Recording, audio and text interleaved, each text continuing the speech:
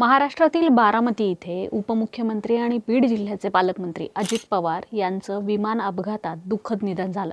त्यांच्यासोबत विमानात असलेले personal security officer HC Vidip Jadhav, pilot captain Sumit Kapoor, captain Shambhavi Pathak आणि फ्लाईट अटेंडंट पिंकी माळी यांचंही दुःखद निधन झालंय। नेमका कसा झाला हा विमान अपघात आणि काय होते पायलटचे शेवटचे शब्द जाणून घेऊयात या व्हिडिओच्या माध्यमातून। 28 जानेवारी 2026 रोजी ऑपरेटर VSR विमानाचा प्रकार आहे लियर जेट 45 बारामती विमानतळ महाराष्ट्र इथे हा अपघात झालाय। प्रवासी क्रूसह 5 जण होते। हे विमान बारामती इथे क्रॅश लँडिंग झाल्यामुळे हा सगळा अपघात झालाय। राज्याचे उपमुख्यमंत्री अजित पवार हे त्यांचे वैयक्तिक सुरक्षा अधिकारी आणि सहाय्यक यांच्यासह विमानात होते। ते 2 क्रू सदस्य चालवत होते। हे विमान मुंबई एअरपोर्टवरून सकाळी 8:10 टेक ऑफ झालं। 8:50 ते बारामतीच्या धावपट्टीवर लँड होत असतानाच हा अपघात झाला। आता अपघाताच्या अगदी आधी काय झालंय ही कहाणी आता समोर आली आहे। विमान कोसळण्यापूर्वी कॅप्टन शांभवी पाठक यांचे शेवटचे शब्द होते ओ शिट। याचा अर्थ त्यांना हे दिसत होतं की त्यांच्या कंट्रोलच्या बाहेर हे विमान चाललंय। आतापर्यंत मिळालेल्या माहितीनुसार विमानाची धुरा कॅप्टन सुमित कपूर आणि शांभवी पाठक यांच्या हातात होती।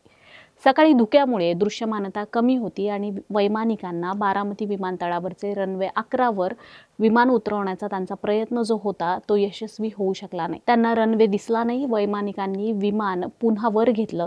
थोड्या वेळाने पुन्हा विमान उतरवण्याचा प्रयत्न केला। यावेळी विमान रनवेच्या दिशेने सरकलं, पण रनवेला स्पर्श करण्यापूर्वीच ते उलटलं आणि जमिनीवर आदळलं।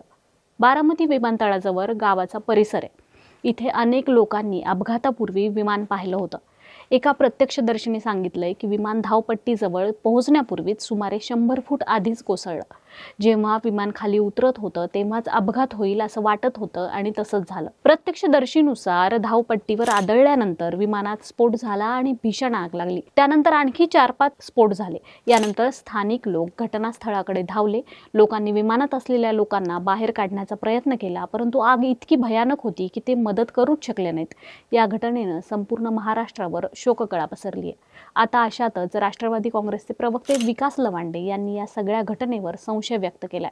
नेहमी वेळ पाळणारे दादा असे अवेळी प्रवासाला कसे निघाले म्हणत त्यांनी या घटनेचा संशय येत असून CBI चौकशी करण्यात यावी अशी मागणी केली आहे। तर ॲडव्होकेट नितीन सातपुते यांनी देखील अजित पवार यांच्या विमान अपघाताबाबत संशय व्यक्त करताना म्हटलंय की अजित पवार यांचा विमान अपघात संशयास्पद वाटतोय। या अपघाताची हायकोर्टाचे न्यायाधीश आणि मानवी हक्क आयोगाकडून चौकशी होण्याची गरज आहे। या विमानात खरंच काही तांत्रिक समस्या होती की जाणीवपूर्वक ते नादुरुस्त ठेवण्यात आलं किंवा यामागे काही राजकीय षडयंत्र आहे का, या सगळ्याबाबतही CBI कडून चौकशी व्हायला हवी अशी मागणी वकील सातपुते यांनी केली आहे। आता या प्रकरणात पुढे काय घडामोडी घडतात हे कळेलच, परंतु घडलेली दुर्घटना महाराष्ट्राचं अपरिमित नुकसान करून गेली आहे एवढं मात्र खरं आहे।